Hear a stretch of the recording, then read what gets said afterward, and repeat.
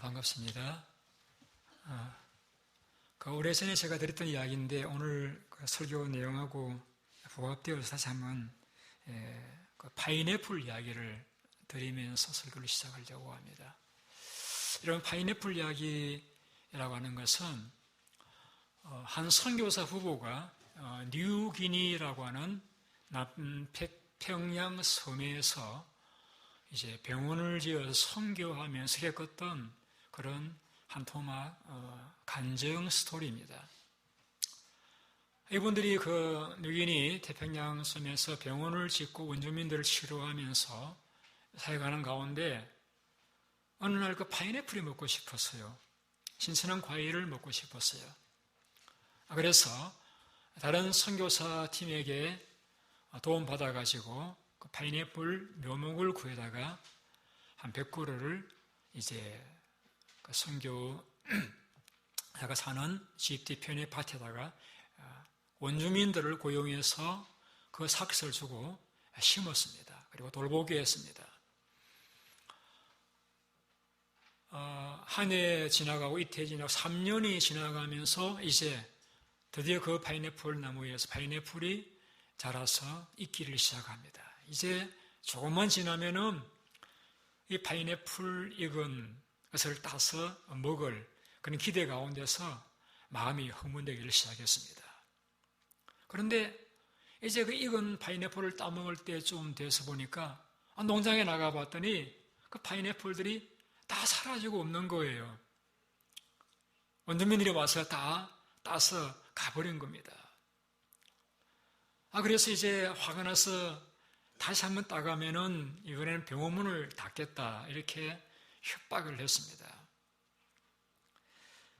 그런데도 매년 파인애플 농사를 짓고 나면은 원주민이 파인애플을 몰래 와서 다 따가버리는 거예요. 그래서 병원문을 잠시 쳐다보았더니 또 환자들이 생겨서 아프고 죽고 하니까 그것도 안 되고 또 그들을 위해서 생필품을 팔고 했는데 그 가게 찾아봤더니 그래도 해결이 안 돼요. 그런데 더 이제 놀라웠던 것은 충격은 뭐냐면은 그 파인애플을 훔쳐간 사람들이 다른 사람 아니라 그 자기에게 그 삭스를 받고 그 파인애플을 농사를 지었던 바로 그 농부들이었어요. 그러니 기가 막혀서 그 농부들을 불렀습니다. 그건 따졌죠. 당신들은 내가 당신들 수고한 만큼의 돈을 주고 이 파인애플 농사를 지었지 않느냐. 당신들은 수고한 대가를 다 받았는데 왜 파인애플을 나 몰래 따갔느냐 이렇게 했더니 그게 무슨 말 하는 거 아니라 밀림의 법칙이라는 게 있는데 성경을 잘 몰라서 그러시는 모양인데 밀림의 법칙은 내가 농사를 지었으면은 그것은 내가 먹어야 한다 그것입니다. 내가 농사를 지었으면은 내가 먹는 것이 밀림의 법칙입니다. 그래서 우리는 당신 돈 준 것과 상관없이 내가 파인애플 농사를 지었으니까 이건 내 것이니까 내가 따먹었는데 뭐가 잘못됐나요? 이러는 거예요. 그래서 이제 이 선교사님이 설명을 합니다. 당신들이 일을 하도록 그 대가를 내가 돈을 주었지 않느냐.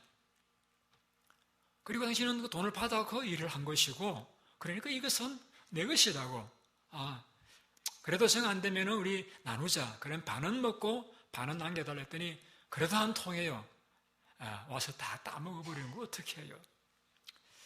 한 번의 선교사님이 이렇게 세미나를 가서 강의를 듣는 가운데서 우리 모든 것은 하나님의 것인데 우리가 하나님 것을 내 것이라고 생각할 때가 많이 있습니다. 우리가 하나님께 다 드려야 됩니다. 그러니 이제 세미나에서 은혜를 받았습니다. 맞다. 그동안에 내가 돈을 주고 이 사람들 일을 시켰으니까 내가 내 것을 생각했구나. 이것도 다 하나님의 것인데 하고 돌아봐서는 더 이상 파인애플 농장에 신경을 쓰지 않았습니다. 그러니까 파인애플 따먹고 하던 이 원주민이 와가지고 뭐라고 이야기하는 거 아니라 선교사님이 이제 보니까 그리스도인이 되었네요. 그래요. 그래서 아니 내가 예수 믿은 지 20년 넘었는데 왜 내가 이제 그리스도인이냐 했더니 우리가 파인애플 따먹어도 이제는 때리지도 않고 야단도 안 치니까 이제 그리스도인 된 것 같습니다. 그러는 거예요.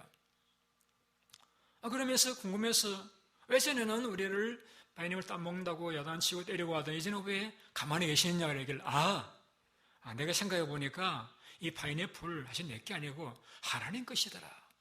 하나님이 주셔서 받아서 농사를 짓게 했고 내가 돈을 준 것도 하나님에게 주셔서 돈들이니까 이 파인애플은 하나님 것이니까 내 것이 아니니까 당신 따먹든 안 먹든 그건 내가 신경 쓸 일이 아니라고 하나님께 드렸다고 이렇게 이야기를 하니까 가만히 생각하니까 우리가 그동안 하나님 걸 따먹었네. 그러면 우리 벌 받지 하고부터는 그러지 마시고 우리 나눠 먹읍시다 하면서 자기들이 파인애플 따가지고 와가지고 선교사님을 드리더라 하는 그런 이야기입니다. 여러분 전혀 감동이 없죠?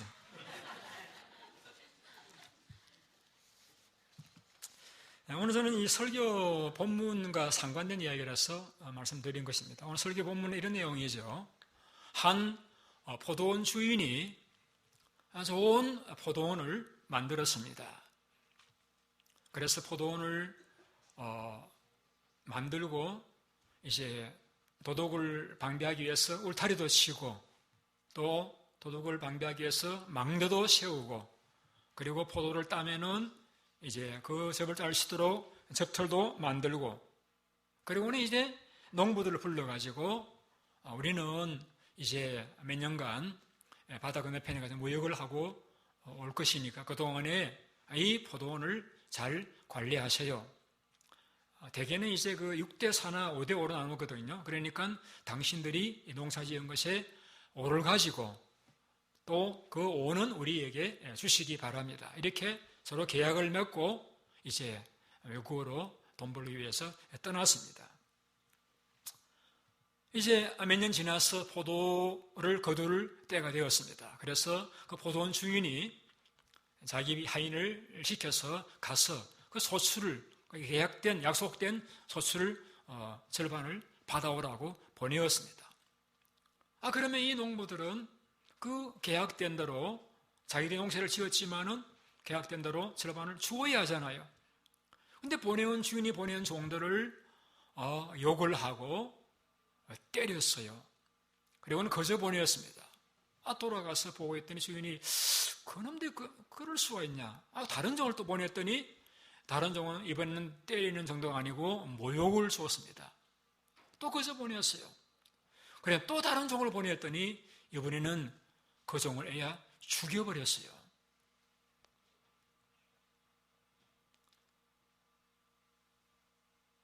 그만하면 주인이 이제는 군대를 동원하든지 경찰에다가 고발하든지 해야 되잖아요.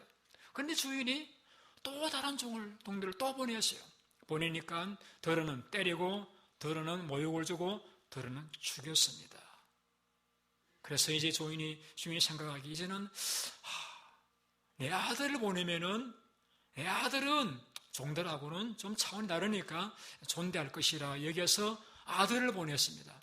그랬더니 그 이제 문화에서는 그 아들은 주인의 상속자인데 아마 이 종들은 이 아들이 온 거 보니까 주인이 이미 죽은 모양이다 생각을 했던 것 같아요. 그러니까 이 아들만 죽이면은 이제 주인이 죽으면은 그 재산을 돌보던 사람들이 차지하는 당시에 그러한 관례를 따라서 자기들이 이 아들만 죽이면은 포도원을 차지할 수 있겠다 싶어가지고 그 아들마저 죽여버렸습니다. 그래서 주인이 이제는 진노해가지고 경찰에 고소를 했는지는 모르지만은 와서 그 농부들을 다 진멸하고 다른 농부들에게 세를 주었다라고 하는 것이 오늘 본문에 나오는 이 비유의 스토리입니다. 비슷한 면이 있죠, 그죠? 제가 이 본문을 이렇게 설교하려고 여러 차례 읽고 생각하면서 세 가지 퀘션이 생겼습니다. 한 가지는 뭐냐면은 그 농부들입니다. 농부들. 분명히 주인하고 5대5 이렇게 계약을 맺었을 터인데 자기들이 만든 포도원도 아니잖아요. 그 주인이 만든 거예요. 자기 포도원도 아니에요. 주인 소유예요. 또 5대5의 계약을 맺었습니다. 그러면은 주인이 보내가지고 온 종들이 소출 달라고 했을 적에 절반 떼주고 그 절반 가지고 계속해서 주인처럼 살면 되는데 왜 그 주지 않고 받으러 온 종들을 욕을 하고 때리고 모욕을 주고 죽이고 이 정신 나간 이 농부들 아닌가? 아니 이런 법이 어딨나? 도대체 왜 그랬을까? 이게 진짜 이해가 안 됐고요. 두 번째는 소출이라는 게 도대체 무엇인가? 오늘날에 있어서 우리에게서 소출을 내어놓으라고 할 적에 그것은 도대체 뭘 얘기하는 것인가? 이 두 번째 퀘션이었고요. 세 번째는 그 주인입니다.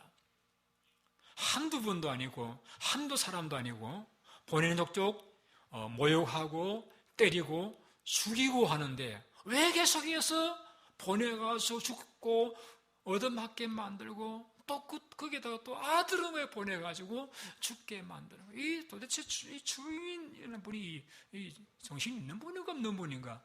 이런 퀘션을 가졌습니다. 여러분은 그런 퀘션 안 됩니까? 오늘 거기에 대해서 생각했던 부분 좀 제가 말씀을 드리려고 합니다. 저는 보도 농부들입니다. 왜 계약을 맺었는데 주인이 종들을 보내서 소출을 달라고 했을 때 주면 되는데 주고 나머지 가지고 행복하게 주인처럼 행세하면서 살면 되는데 그 왜 종들이 소출 받으러 왔는데 때리고 모욕 주고 그리고 죽이고 또 본인 족적마다 때리고 모욕 주고 죽이고 이래가지고 죽이고 도대체 이 농부들이 왜 그랬을까? 왜 그랬을까? 제가 고민을 많이 해봤습니다. 제가 얻은 결론은 뭐냐면은 소유권 착각, 소유권에 대한 착각입니다. 우리가 사람들이 남의 물건이라 할지라도 오래 쓰다 보면은 마치 그것이 내 것처럼 생각될 수 있는 그런 위험성이 있다는 것입니다. 이 본문은 이런 배경입니다. 어떤 배경이냐면요. 예수님 오시기 전까지는 당시에 대제사장들 또 서기관들이라고 하면은 성경학자들이죠. 학자들 또 바리새인들, 경건주의자들이죠. 이들이 유대 종교의 지도자 그룹이었습니다. 그래서 유대교를 이끌고 나가는 종교 지도자들이었습니다. 그런데 어느 날 예수님이 등장하셨어요. 자기들 볼 적에는 이름 없는 질도 안 좋은 그런 천민이 사는 나사렛에서 살한 예수 한 분이 등장해가지고 성전에 와서 돈 받거나 상을 뒤엎거나 업지를 않나 또 제사드리는 그 제물들을 내가 쫓아버리지 않나 라고 이제 내 아버지 집이라고 이렇게 고래고래 고함을 지르시고 이렇게 하니까 도대체 저 예수가 누구냐? 어느 신학교 졸업했느냐? 어디서 안수를 받았느냐? 도대체 어떻게 된 분위기에 자기가 주인인 것처럼 이렇게 고함 지르고 우리를 책망하고 저주까지 하고 보니까 이건 신성모독자다. 죽여야 된다. 그래서 예수님과 당시 종교 지도자인 이 바리새인 서기관 율법사와 이래 사세상들 그룹과 만날 때마다 충돌을 하는 겁니다. 어떻게 하든 예수님을 수를 써가지고 올무에 빠뜨려 죽이려고 애를 썼습니다. 그래서 그들에게 주님께서 하시던 비유의 말씀이 오늘 본문의 스토리이죠. 이들이 유대교라고 하는 예수님을 하나님의 아들로 인정하지 않는 구약만 인정하는 유대교에 빠져가지고 계속해서 하나님께서 보내신 선지자들을 박해하거나 죽이거나 거부하고 마지막에는 이제 하나님의 아들로서 오신 예수님까지라도 결국은 거부하고 죽이는 그러한 당시 종교 지도자들에게 주셨던 말씀이죠. 그러면 이들이 왜 이렇게 행동하느냐? 한마디로 말하면 기득권입니다. 우리가 이 유대교를 일구지 않았느냐 이거죠. 우리가 그동안의 백성들을 성경을 가르쳤고 지도하고 모든 관리해 왔는데 갑자기 당신이 먼저 나타나가지고 내가 하나님의 아들이라고 하고 모든 것이 잘못되었다고 하고 우리를 책망하고 우리를 그야말로 이렇게 깔고 뭉개니까 우리 그럴 수 없다. 어떻게 굴러온 돈이 박힌 돈을 뺄 수 있느냐? 당신을 죽여야 되겠다. 이것이 종교 지도자들의 주장이었습니다.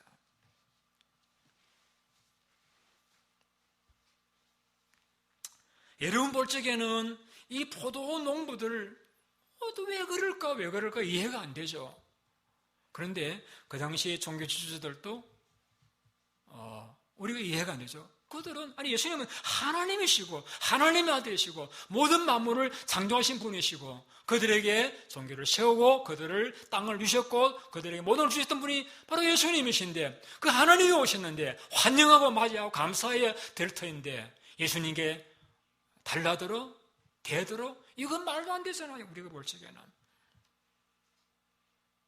근데 이 말도 안 되는 이 일이 오늘 우리에게는 없습니까, 여러분? 이 말도 안 되는 농부들의 행위가 우리에게는 없는지 한번 제가 생각을 해봅니다.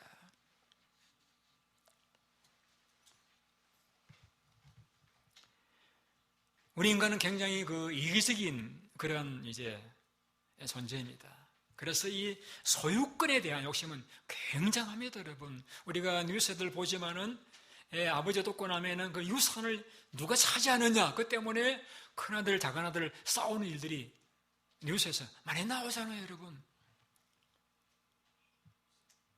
지금도 그런 일이 있습니다. 계당을 누가 차지하느냐, 뭐 이런 것. 착각이죠.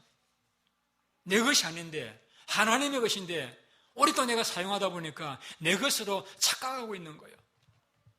내 것인데 왜 당신이 와가지고 주인 행세하느냐 이거죠. 그 이야기를 주님이 어리석은 부자 스토리를 통해서 다시 한번 말씀해 주신 적이 있죠. 한 농부가 농사를 지었더니 농사가 잘 되었습니다. 많이 거두었습니다. 이거 쌓아놓을 데가 없어요. 창고를 더 크게 짓고 쌓아두었습니다. 그러면 하기를 내 영혼아 먹고 마시고 즐거워라. 여러 해 먹을 양식을 쌓아두었다. 이렇게 말하는 하나님께서 뭐라고 말씀하십니까? 내가 오늘 밤에 너의 영혼을 거두어 갈 것이다. 그럼 너가 쌓아둔 건 누구의 것이 되겠느냐? 그 리스 농부의 스토리에서 말씀하고자 하는 것이 무엇입니까? 너가 말하는 내 양식, 내 곡식, 내 창고, 내 영혼이라고 말하는데 그건 내 것이 어디 있느냐? 네가 태어날 적에 양식 가지고 왔느냐? 건강은 누가 주었느냐? 내 생명도 내가 거두어 갈 것인데 어떻게 너 것이라고 말하느냐? 그겁니다. 그러니 이 농부가 착각하고 있는 거예요. 내가 가지고 있고 내가 땀을 벌었으니까 농사 이것은 내 것이니까 이것은 내 것이라고 하는 착각. 아니요, 내 것 아닙니다, 여러분. 하나님 부르시면은 다 두고 가야 하고 우리가 가지고 온 것 하나도 없지 않습니까, 여러분? 우리 몸까지도 하나님이 부모를 통해 주셨고 내게 능력도 하나님 주셔서 내가 사용하는 것들에 불과한 것이지 어느 것 하나인들 여러분 내가 태어나면서 가져온 것도 있습니까, 여러분? 가져갈 것이 있습니까? 다 두고 갈 것들이고 하나님이 주신 것들이죠.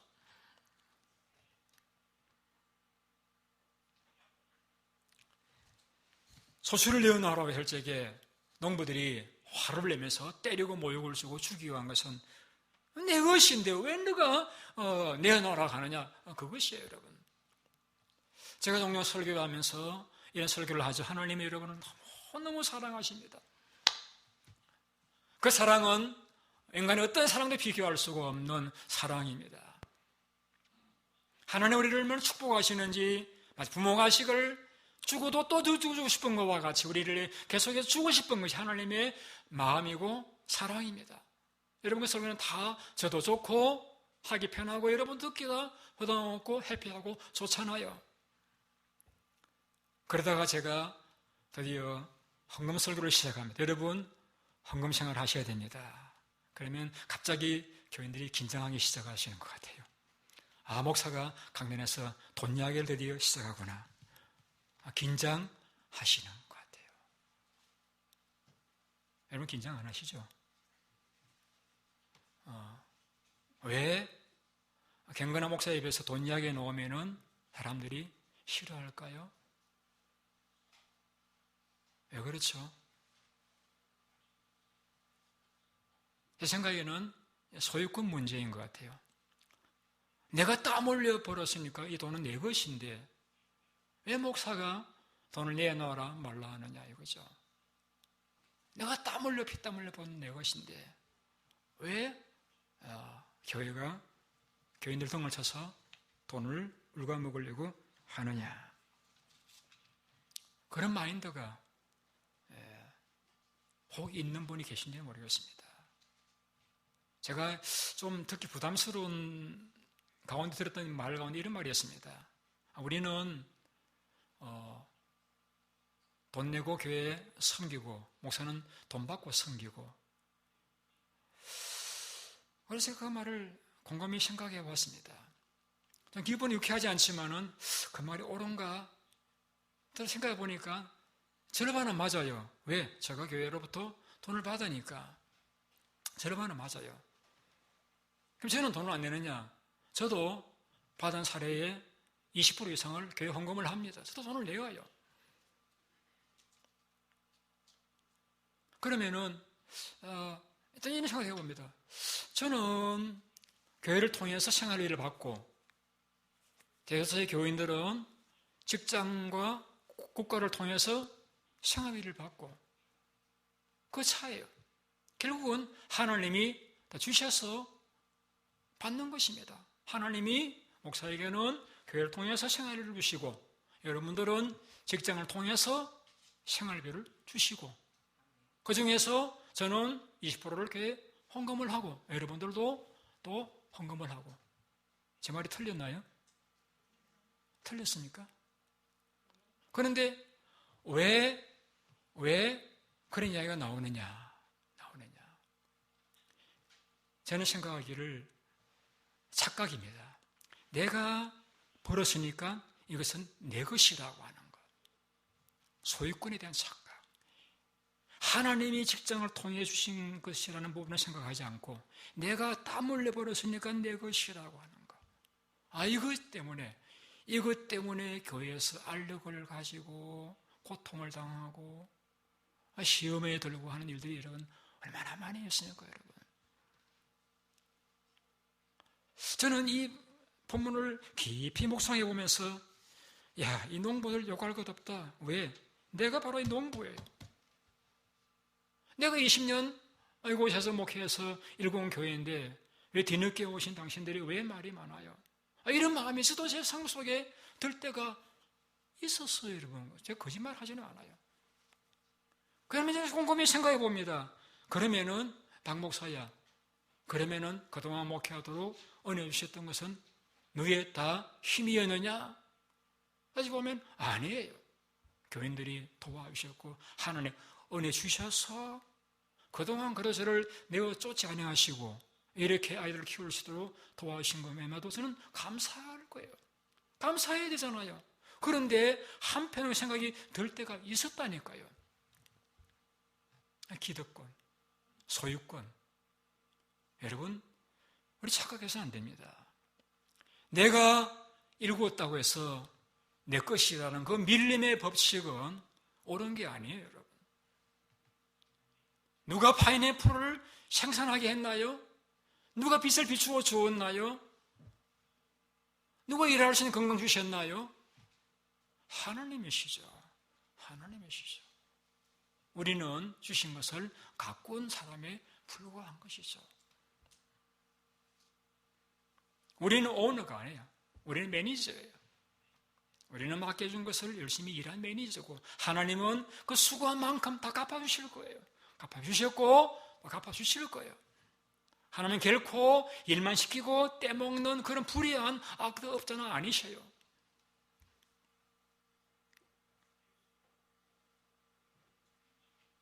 어때요, 여러분?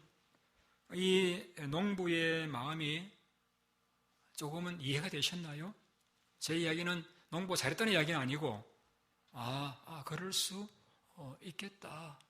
어쩌면은 그 농부가 나일 수도 있겠다. 이런 걸 생각 좀 드셨다라고 하면은 다행이고요.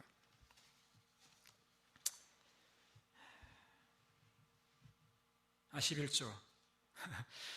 헌금 이야기 좀 할게요. 여러분, 11조는 하나님 우리에게 하라고 하신 것이죠.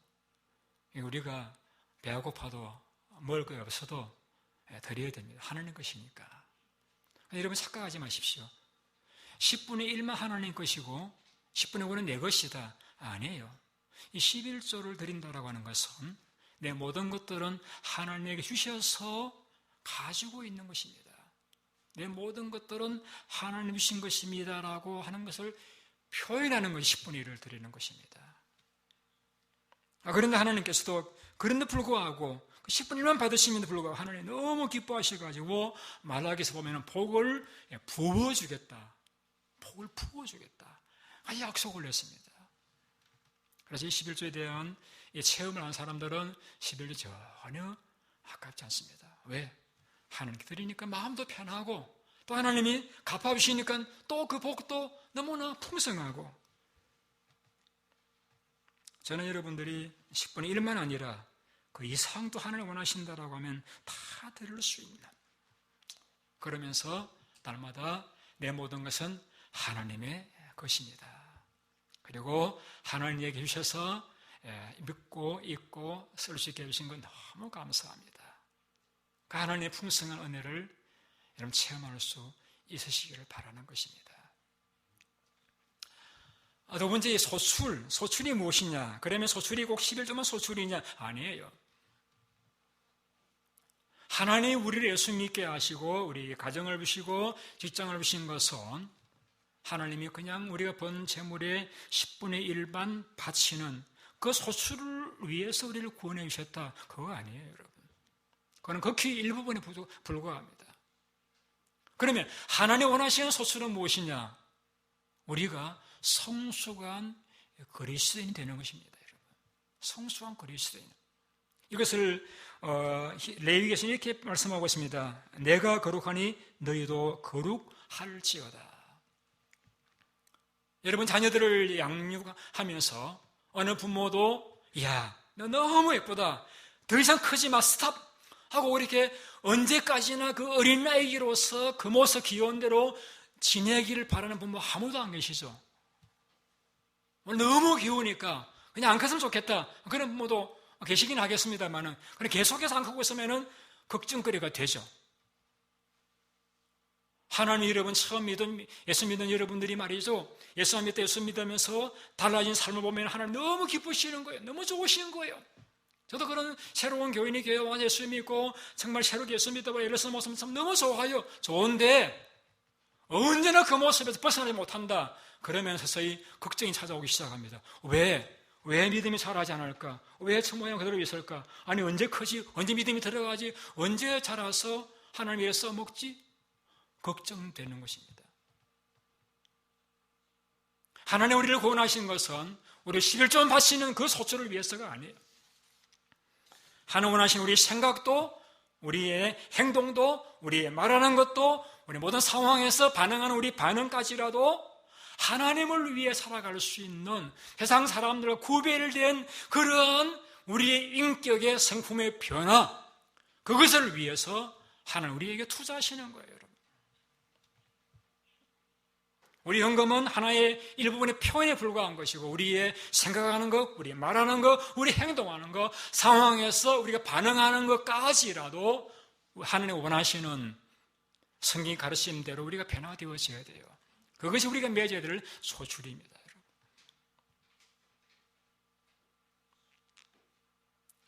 우리가 예수를 믿고 난 순간 하나님 우리를 거룩한 자로 보십니다. 마치 여러분이 미국에 와서 시민권을 받는 순간 영어는 좀 부족해도 시민권자로서의 권리를 획득하는 것과 같이 예수를 믿는 순간 우리에게는 하나님의 자녀로서의 권세가 주어집니다. 기도하면 응답됩니다. 위험한 순간 우리를 보호해 주시고 우리를 위해서 하나님 천사를 보내어서 우리를 지켜주십니다. 특별한 보호의 대상이 되는 거예요. 거룩한 자입니다. 그걸 신분적인 거룩함이라고 이야기합니다. 하나님이 바라보실 적에 우리의 행동을 보지 않으시고 너가 나의 자녀라고 하는 관계로서의 신분을 인정하고 우리를 귀하게 거룩하게 인정해 주시고 받아주시는, 언제 이 세상을 떠나도 우리는 하늘나라에 들어갈 수 있는 것입니다. 그런데 이 소술이라는 것은 그것을 이야기하는 게 아니에요. 이제 우리가 하나님의 자녀로의 신분에 걸맞는 우리 가치관, 우리 생각, 행동, 삶이 달라지는 것입니다. 성숙해지는 것입니다. 거룩해지는 것입니다. 그 노력이 우리에게 있어야 되는 거예요. 예수 믿는 횟수는 흘러갔는데, 오래전에 예수 믿었는데 우리의 삶의 가치관이 변화되지 않고 여전히 어린아이와 같이 계속해 달라고만 하는, 투성하는, 시험 드는, 우리가 넘어져 가지고 팔다리를 흔들면서 뻗대는 그런 신앙의 수준에서 벗어나지 못한다라고 하면은 우리 하나님께 소출을 드리지 않고 있는 이 악한 농부들과 같은 모습이 되어져 버리고 마는 겁니다, 여러분. 소출을 드려야 돼요. 우리의 생각과 삶이 달라져야 돼요. 변화되어져야 돼요, 여러분. 하나님 그걸 원하시는 거예요. 성숙한 그리스도인으로서의 삶으로 달라져야 하는 것입니다.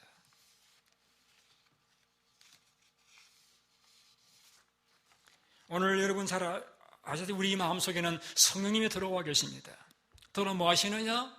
성령께서 우리를 지도하십니다. 너 그건 안 돼, 하면 안 돼. 너 그렇게 해야 돼. 우리에게 늘 할 것 말 것을 양심을 통해서 일러주시죠. 못하면 우리에게도 용기를 주셔가지고 하게 하시죠. 우리 범죄하면 하나님께서 근심하시면 너 왜 그러느냐? 우리 마음속에 탄식하시면서 슬퍼하시는 마음을 느끼게 해주십니다.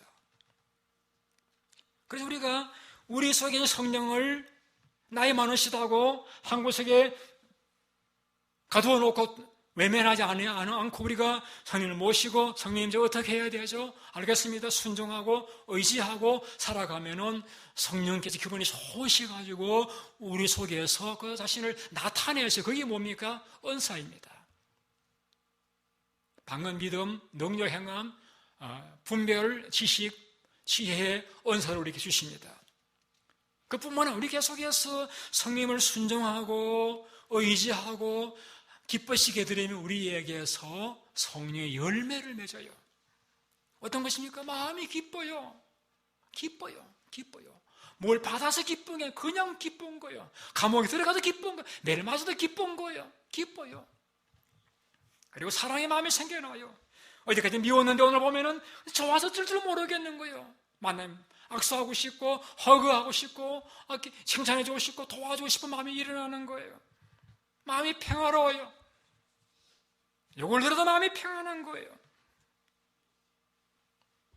그리고 오래 참을 수 있는 것입니다. 어려움이 있어도 그걸 견뎌나갈 수 있는 거예요. 다른 사람에 대해서도 참아줄 수 있는 것입니다. 그리고 생활이 달라진다, 친절해집니다. 다른 사람들을 도와주고 싶고요. 그리고 진실하고 맡은 일은 충성하게 되어지고 마음이 온유하고 부드러워집니다. 그리고 해야 될 것을 하고 하지 않을 것을 하지 않을 수 있는 힘이 생깁니다. 뭡니까? 성령의 열매가 우리에게 맺혀지는 것입니다. 이것이 포도원 주인이 농부에게 원하던 소출이고 나아가서 하나님이 우리에게 기대하시는 소출입니다. 정리가 되셨죠? 마지막으로 왜 농부는 종들을 보내면은 때리고 모욕 주고 죽이는데 불구하고 자꾸 종들을 보냈을까? 도대체 이 주인은 종들의 생명을 생명같이 여기지도 않는가? 왜 소출을 거두기 위해서 종들을 죽여서 그 죽음의 자리를 자꾸 보내시는가? 마지막 아들까지 왜 보내시는가? 도대체 주인은 도대체 어떤 분이신가? 정이 많아가지고 끊지도 못하는 그런 분이신가? 아니 돈에 노예가 된 사람이고 어떻게 된 분이시기에 그 종들을 그런 사지로, 그런 죽음의 자리로, 그런 모욕적인 자리로 아들까지 왜 보내시는가? 도대체 이 주인은 정신 나간 분인가? 연애 있는 분인가? 이런 거 생각 안 드세요? 저기 본문을 깊이 묵상해 보면서 제가 악한 농부다. 왜냐? 하나님이 제 기회를 많이 주셨어요. 많은 기회를 주셨어요. 많은 여건을 허락해 주셨고 많은 분들을 제게 붙여 주셨고 도움을 주셨어요.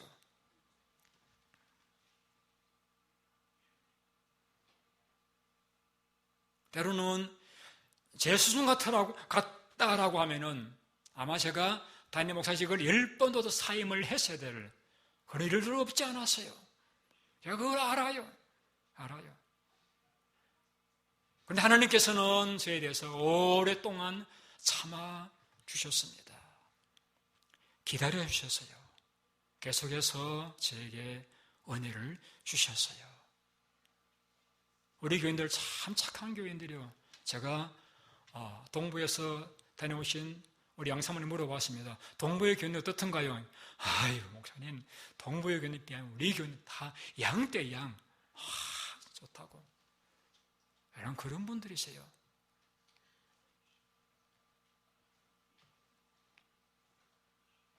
하나님은 지난 날들에 저에 대해서 많이 기다려 주셨고 많이 참아 주셨습니다. 왜? 하나님께서 왜 참아 주셨을까요? 우리 생명이 무엇입니까? 우리 생명 코에 있습니다. 호흡이 멈추면은 죽어요, 여러분. 죽으면은 끝이에요. 다시 살 수 없잖아요. 다시 기가 주어지지 않잖아요. 그러니까 하나님께서 내가 때리면 죽는데 또 기다려봐야지. 때를 하시다가도 끝인데 그러면은 하나님 자꾸 참아주시는 거예요. 혹 여러분들은 어떠세요? 여러분들은 하나님의 참아주심을 느끼시지 못하셨나요? 여러분, 그 손주들이 할아버지 상투를 잡는다는 말이 있죠. 왜 그래요? 할아버지가 오냐 하니까 할아버지 무서운 줄 모르는 거예요. 여러분, 하나님께서 오래 참아주시니까 하나님은 그냥 사랑만 많으시고 그냥 다 오냐 해주시는 그런 분을 생각을 하신다면 여러분 착각입니다. 본문에 나오잖아요. 참아주셨어요. 기다려주셨어요. 그러나 그래도 소리를 내지 않으니까 결국은 주인이 아마 군대를 동원했겠죠. 군대를 동원해가지고 그들을 다 진멸해버리고 다른 농부에게 포도를 넘겼잖아요.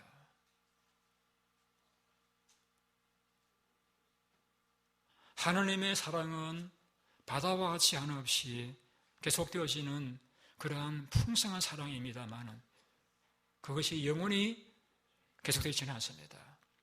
끝날 때가 옵니다. 주님이 예언하신 내용 가운데 어디서 태어나시고 누구를 만나시고 뭘 행하실 것 다 예언한 대로 다 이루어진 한 가지 우리 시대에 이루어지지 않은 것이 있습니다. 그게 뭡니까? 주님의 재림입니다.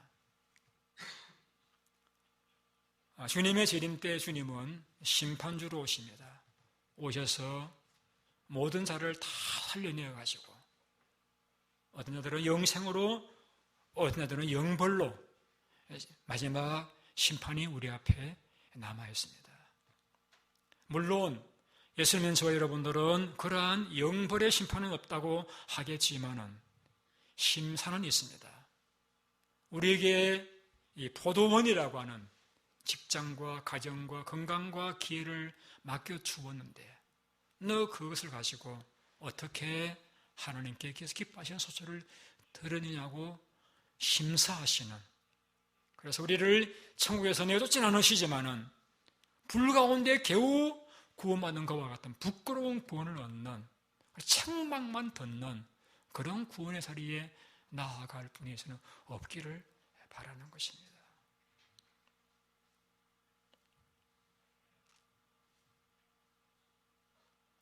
자, 오늘 저는 여러분들에게 이 소유권의 문제에 대해서 말씀을 드렸습니다. 여러분, 이 관대한 주인을 오래 참으신다고 해서 그 하나님의 사랑을 업신여겼던 이 농부들처럼 되지 않으신 착각입니다. 여러분의 사랑을 짓밟지 마시고 사랑의 하나님의 기회를 감사히 여기시고 여러분에게 사랑이 주어져 있는 이 동안에 하나님 앞에 내 시간, 내 재물, 내 건강, 내 자녀, 내 직장, 그 모든 것들을 사용해서 하나님을 영화롭게 드리고 이웃을 섬기고 주를 위해 살아가시는 주님 앞에 칭찬 들으시는 여러분 모두가 되시기를 예수님의 이름으로 축원드립니다. 기도하겠습니다.